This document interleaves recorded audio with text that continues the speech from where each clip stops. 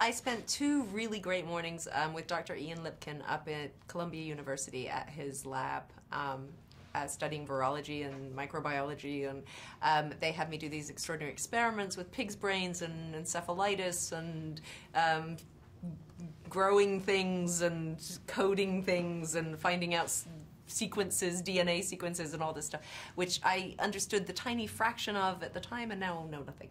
But that was really amazing. And then Ian was also around when we were filming, so I actually didn't come up with anything I said. They very much gave it to me, and it's all absolutely what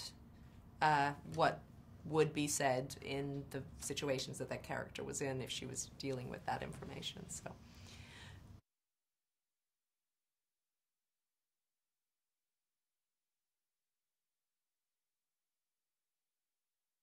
It's really plausible, and they do say that it's just a matter of time, because of course there have always been pandemics, and it's been quite a while now since there has been. It may be more fearful. No, I actually have more, I have so much faith in the science behind it all and in the people who are out there now. So I feel pretty safe. I worry about our farming methods and things like that I think make all of this more likely, and the use of antibiotics in factory farming and all that. I think that scares me. But no, the scientists I have faith in, and I wash my hands more often now.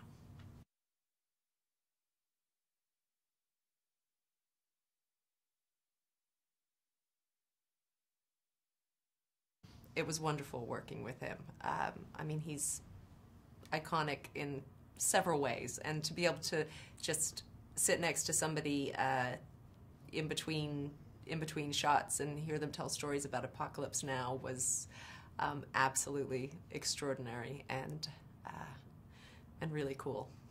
And he's wonderful, and he's a gentleman, and a very unaffected one.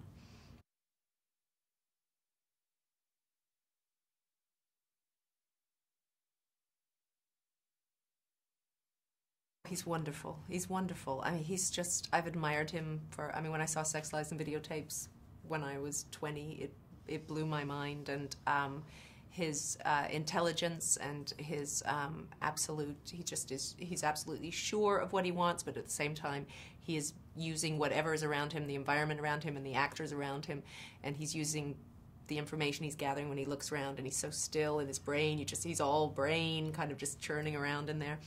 And he just does everything with the minimum. I mean, everything's sort of minimalist, but everything's this minimum of fuss. He just absolutely, just like a shark, kind of moves through and just tells the story.